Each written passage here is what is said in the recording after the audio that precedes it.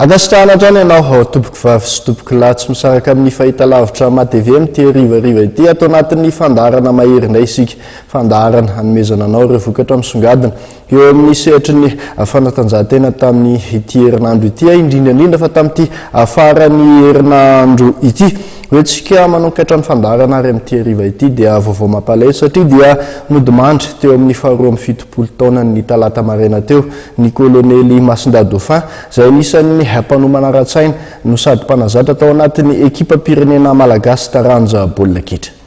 Manao toy vakana indray tato ato ny fahalasana ny kitan'ny baolina kitra malagasy fahiny.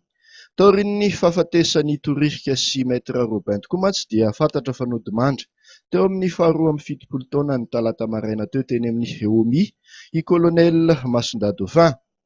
Nahafantarana azy na mpanazatra ny ekipa pirenen'ny Gendarmerie Nationale azy tany amin'ny taona 1770 tany ho any. Ankoatr'izay dia nanazatra ny ekipa pirenena miaramila sy ny Kosovapy ihany koa ny tenany. Mpanazatra mpanampy an'i Peter Schnittger tao amin'ny club M ihany koa Masinda Dauphin ny taona 1770 ka hatramin'ny taona 1770. Ny taona 1770 dia tao anatin'ny ekipa teknika ny Zandry Gasy sy ny ekipa pirenena malagasy niatrika ny lalao frankofony 1770 ny tenany. Manarak'izay dia mbola tao anatin'ny ekipa teknika nasionaly ihany koa izy ny taona 3 sy ny taona 4. Ary farany dia niandraikitra ny fanomanana ara-tsaina ny Bariany Madagasikara ny taona 10 ka hatramin'ny taona 15.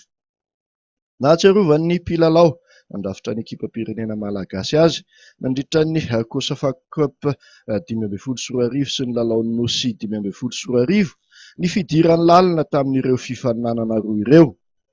Azo lazaina fa ny baolina kitra mihitsy ny fiainan'ny Masinda Dauphin fony fahavelony.